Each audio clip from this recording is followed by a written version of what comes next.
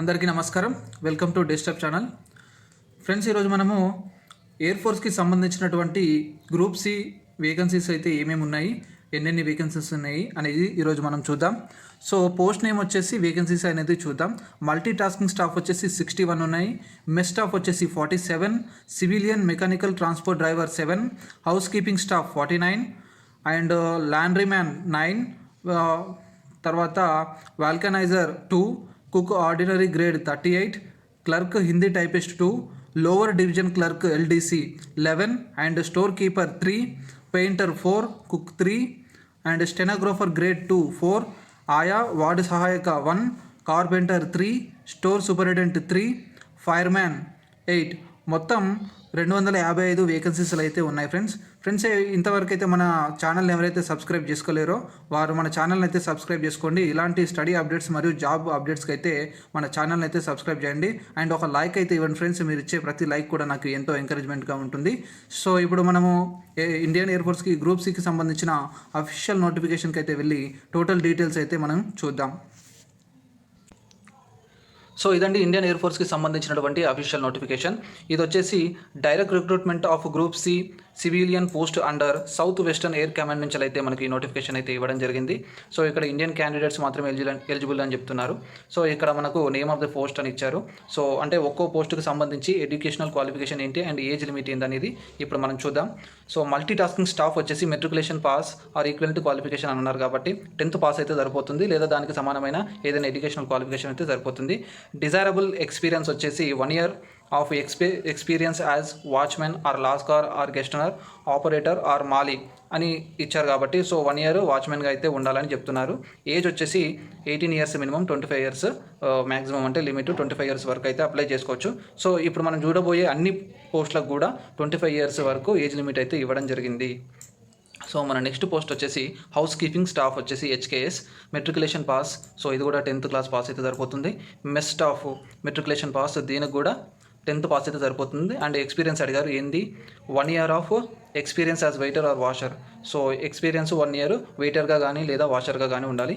దీనికి కూడా ఏజ్ వచ్చేసి 25 years, 18 and 25 years. LDC lower division clerk వచ్చేసి దీనికి 12th క్లాస్ పాస్ అడిగారు. సో ఇంటర్ పాస్ అయి ఉండాలి. అదేవిధంగా దీనికి కొన్ని ఈ typing speed of 30 words per minute in English on manual type writer. So ఆ టైపింగ్ స్పీడ్ అనేది ఒక నిమిషానికి 30 words అనేది ఒక మాన్యువల్ టైప్ రైటర్ మీద వీళ్ళు కొట్టగలిగే విధంగా ఉండాలి. అదేవిధంగా a typing speed of 35 words per minute in English on computer. అదే కంప్యూటర్ మీద అయితే 35 words ఒక నిమిషానికి ఇంగ్లీష్లో వీళ్ళు కొట్టగలిగే విధంగా ఉండాలని అయితే వీరు చెప్తున్నారు. సో ఏజ్ అయితే same 18 years and 25 years. 18 years బిలోగా ఉండకూడదు, 25 years ఎబోవ్గా ఉండకూడదు. సో ఇది. అదేవిధంగా clerk in Hindi typist. So దీనికి కూడా 12th class pass, inter pass అయితే సరిపోతుంది. సో ఈ typing speed of 25 words per minute in Hindi. So ఒక్క నిమిషానికి 25 హిందీ వర్డ్స్ అయితే కొట్టగలిగే విధంగా ఉండాలి. అదేవిధంగా కంప్యూటర్ మీద అయితే 30 words కొట్టగలిగే విధంగా ఉండాలి. సో స్టెనోగ్రాఫర్ గ్రేడ్ 2 వచ్చేసి దీనికి కూడా ఇంటర్ పాస్. తర్వాత ఒక డిక్టేషన్ ఉంటుంది 10 minutes. తర్వాత 80 words per minute, ఒక నిమిషానికి 80 words కొట్టగలిగే విధంగా వీళ్ళు ఉండాలి. So store superintendent graduate. So దీనికి డిగ్రీ అడుగుతున్నారు. అదేవిధంగా ఎక్స్పీరియన్స్ కూడా అడుగుతున్నారు. Experience in handling stores and keeping accounts. So వీళ్ళకు ఆ స్టోర్ని హ్యాండ్లింగ్ చేయడం మరియు దాన్ని కీపింగ్ చేయడం మీద ఎక్స్పీరియన్స్ అయితే ఉండాలని వీళ్ళు చెప్తున్నారు. స్టోర్ కీపర్ నెక్స్ట్ వచ్చేసి essential 12th class or equivalent qualification. So దీనికి కూడా ఇంటర్ పాస్ అయితే సరిపోతుంది. అండ్ ఎక్స్పీరియన్స్ వచ్చేసి experience in handling stores and keeping accounts. So దీనికి కూడా సేమ్ స్టోర్స్ని హ్యాండ్లింగ్ చేయడం మరియు కీపింగ్ చేయడం మీద వీళ్ళు ఎక్స్పీరియన్స్ అయితే అడుగుతున్నారు స్టోర్ కీపర్కి. లాండ్రీ మ్యాన్ వచ్చేసి 10th పాస్ అయితే సరిపోతుంది. 1 year of experience as dhobi లెక్క ఒక సంవత్సరం అయితే ఎక్స్పీరియన్స్ అడుగుతున్నారు లాండ్రీ మ్యాన్కి. ఆయా వార్డు సహాయక ఓన్లీ ఫర్ ఫీమేల్ క్యాండిడేట్స్ అండి ఇది. సో ఓన్లీ లేడీస్ అయితే అప్లై చేసుకోండి. మెట్రికులేషన్ పాస్ 10th పాస్ అయితే సరిపోతుంది. ఎక్స్పీరియన్స్ వచ్చేసి 1 year ఆఫ్ ఎక్స్పీరియన్స్ యాజ్ ఆయా in hospitals are nursing homes. So 1 year experience ఉండాలంట ఆయా లెక్క, హాస్పిటల్స్లో కానీ నర్సింగ్ లెక్క కానీ నర్సింగ్ హోమ్స్లో కానీ. సో కార్పెంటర్ వచ్చేసి 10th పాస్ అయితే సరిపోతుంది. And industrial training institute certificate అయితే ఉండాలి అని చెప్తున్నారు. పెయింటర్ వచ్చేసి matriculation pass. So 10th class pass అయితే సరిపోతుంది. And industrial training institute certificate అయితే ఉండాలని చెప్తున్నారు. అదేవిధంగా వాల్కనైజర్ వచ్చేసి 10th క్లాస్ పాస్ అయితే సరిపోతుంది. తర్వాత civilian mechanical transport driver ordinary grade అండి ఇది. మెట్రికులేషన్ పాస్, దీని కూడా సేమ్ 10th క్లాస్ పాస్ అయితే సరిపోతుంది. Must be holding a valid civil driving licence. So valid civil driving licence అనేది కంపల్సరీగా కలిగి ఉండాలి. తర్వాత అండ్ లైట్ హ్యాండ్ హెవీ వెహికల్స్కి అయితే మీరు లైసెన్స్ అయితే పొంది ఉండాలి. Must possess professional skills in driving and knowledge of motor mechanism.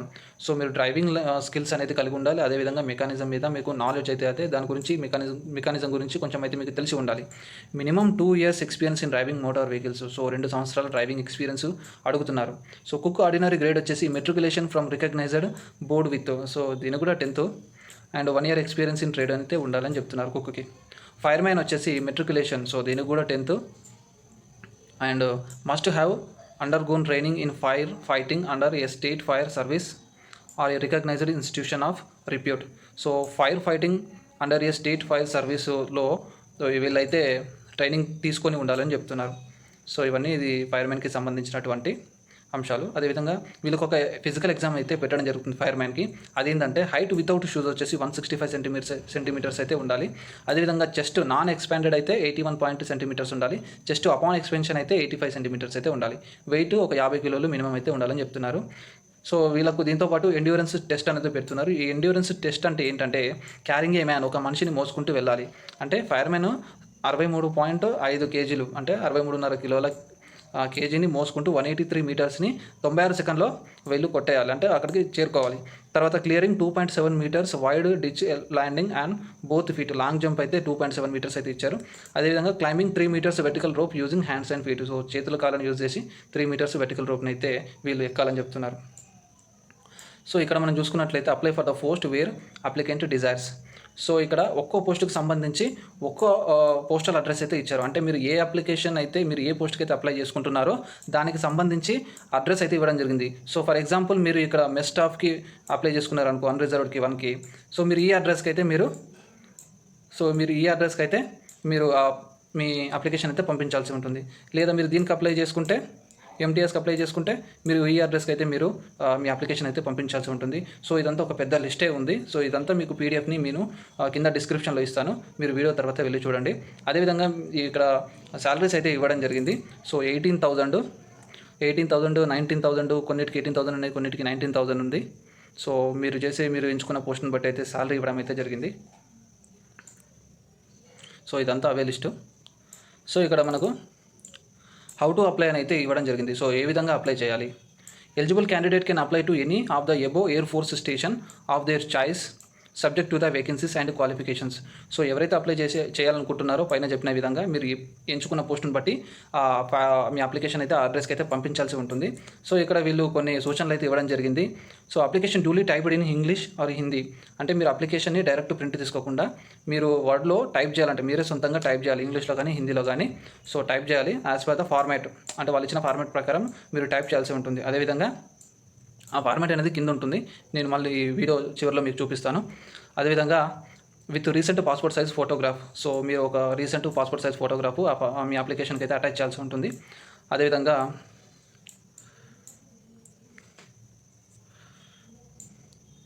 So ఇక్కడ ఏమి ఇచ్చారు, applicant should mention clearly on the envelope application for the post of and category. So మీరు ఏం చేస్తారంటే మీ అప్లికేషన్ని దాంట్లో మీరు ఎన్వలప్లో పెట్టిన తర్వాత ఎన్వలప్ మీద మీరు application for the post of, so మీరు మీరు ఏ పోస్ట్కి అయితే అప్లై చేస్తున్నారో అది మరియు దాని కేటగిరీ వచ్చేసి మీరు కంపల్సరీ ఆ ఎన్వలప్ మీద మెన్షన్ చేయాలని చెప్తున్నారు. అదేవిధంగా సో అడ్రస్ అనేది కూడా the application is to be accompanied with self addressed envelope with 10 rupees postage stamp duly affixed. So దాని మీద ఎన్వలప్ మీద 10 రూపాయల పోస్టేజ్ స్టాంప్ అయితే మీరు అతికించాల్సి ఉంటుందని చెప్తున్నారు. So last date of receipt of application is 30 days from the date of advertisement in employment news. So ఈ application అయితే మీరు ఈ నోటిఫికేషన్ వచ్చిన 30 రోజుల లోపల పంపించాల్సి అయితే ఉంటుంది. సో మనకు ఈ నోటిఫికేషన్ ఎప్పుడు వచ్చిందంటే 13th February 2021లో వచ్చింది. కాబట్టి ఆ డేట్ నుంచి మీరు 30 days లోపల చూసుకొని మీరు మీ అప్లికేషన్ అయితే పంపించండి. So all documents in support of education qualification age domicile certificate, experience and caste certificates etc. duly by self attested or to annexed with the application. So వీళ్ళు ఏమంటున్నారంటే మీ ఎడ్యుకేషనల్ క్వాలిఫికేషన్స్, మీ ఏజ్కి సంబంధించి మీ ఇతర సర్టిఫికేట్లు, ఎక్స్పీరియన్స్ సర్టిఫికేట్, క్యాస్ట్ సర్టిఫికేట్, ఇవన్నిటిని కూడా మీ అప్లికేషన్కి attach చేసి పంపించాలని చెప్తున్నారు. సో ఇది సో ఇక్కడ మనకు మోడ్ ఆఫ్ అప్లికేషన్ అయితే ఇవ్వడం జరిగింది. సో ఏ విధంగా మోడ్ ఆఫ్ సెలక్షన్ అయితే ఇవ్వడం జరిగింది. సో ఏ విధంగా మిమ్మల్ని సెలక్షన్ చేస్తారు అని చెప్పేసి ఇక్కడ ఇవ్వడం జరిగింది. All application are scrutinized in terms of age limit, minimum qualification, documents and certificates. Thereafter eligible candidates will be issued call letter for written test. So ఇలా ఏమంటున్నారంటే age limit, minimum qualifications, documents and certificates ఇవన్నీ check చేసిన తర్వాత మీరు eligible అయితే మీకు అయితే ఒక కాల్ లెటర్ అయితే పంపించడం జరుగుతుందని చెప్తున్నారు. So the eligible candidates will be required to appear written test. So call letter అయితే ఎవరికైతే వస్తుందో వాళ్ళు రిటన్ టెస్ట్కి అయితే సిద్ధంగా ఉండండి అని చెప్తున్నారు. సో దానికి సిలబస్ కూడా ఇచ్చారు, ఒక చిన్న రిటన్ టెస్ట్ అయితే పెట్టడం జరుగుతుంది. సో ఆ సిలబస్ ఏంటంటే మీరు ఇవి చదువుకుంటే సరిపోతుంది ఈ ఎగ్జామ్కి. General intelligence and reasoning, numerical aptitude, general English, general awareness. So ఇవైతే వీళ్ళు అడగడం జరుగుతుంది. The question cum answer paper will be in English and Hindi. So తెలుగులో ఉండదంట, ఓన్లీ ఇంగ్లీష్ అండ్ హిందీలో మాత్రమే క్వశ్చన్ ఆన్సర్ పేపర్లు అయితే వాళ్ళు ఇవ్వడం జరుగుతుందని చెప్తున్నారు. సో ఈ పాయింట్ వచ్చేసి the requested number of candidates will be shortlisted and called for skill and practical physical test wherever applicable based on merit category in the written test. So written టెస్ట్లో ఎవరైతే మెరిట్లో వస్తారో వాళ్ళకు skill test, practical test, physical టెస్ట్కి అయితే పిలవడం జరుగుతుందని చెప్తున్నారు. సో అలా పిలిచిన తర్వాత వాళ్ళు ఎవరైతే ఆ టెస్ట్లలో కూడా పాస్ అవుతారో వాళ్ళకైతే మళ్ళీ ఒక కాల్ లెటర్ వస్తుంది జాబ్లో జాయిన్ కమ్మని. సో ఈ విధంగా అయితే వాళ్ళు సెలక్షన్ చేస్తారని అయితే చెప్తున్నారు. సో ఇంతకుముందు నేను చెప్పాను కదా అప్లికేషన్ ఫార్మాట్ కింద చూపిస్తానని. సో ఇదే ఫార్మాట్ ఆఫ్ అప్లికేషన్. సో దీన్ని మీరు డైరెక్ట్గా ప్రింట్ తీసుకోకుండా మీరు మీ కంప్యూటర్లో కానీ లేదా ల్యాప్టాప్లో కానీ మీరు వర్డ్లో టైప్ చేసి మీ డీటెయిల్స్ అన్ని ఫిలప్ చేసి సో మీ పోస్ట్కు మీ ఏదైతే పోస్ట్ అప్లై చేస్తున్నారో దానికి సంబంధించిన అడ్రస్కి అయితే పంపించండి అని చెప్తున్నారు. సో ఇది మీరు చూడాల్సిన అప్లికేషన్ ఫార్మాట్. ఓకే ఫ్రెండ్స్, ఇది ఇండియన్ ఎయిర్ ఫోర్స్ గ్రూప్ సికి సంబంధించిన నోటిఫికేషన్ సంబంధించి ఫుల్ డీటెయిల్స్ అయితే మీకు ఇచ్చాను అనుకుంటున్నాను. సో ఈ వీడియో కనుక మీకు నచ్చితే లైక్ చేయండి, షేర్ చేయండి. మీ ఫ్రెండ్స్ ఎవరైనా ఉంటే మీ రిలేటివ్స్ కానీ ఎవరికైతే అవసరం ఉంటుందో వాళ్ళందరూ కూడా షేర్ చేయండి అండ్ సబ్స్క్రైబ్ చేసుకోండి. ఇలాంటి అప్డేట్స్ మరిన్ని కావాలనుకుంటే, స్టడీ అప్డేట్స్ కానీ జాబ్ అప్డేట్స్ కానీ మీకు మరిన్ని కావాలనుకుంటే మన ఛానల్ అయితే సబ్స్క్రైబ్ చేసుకోండి.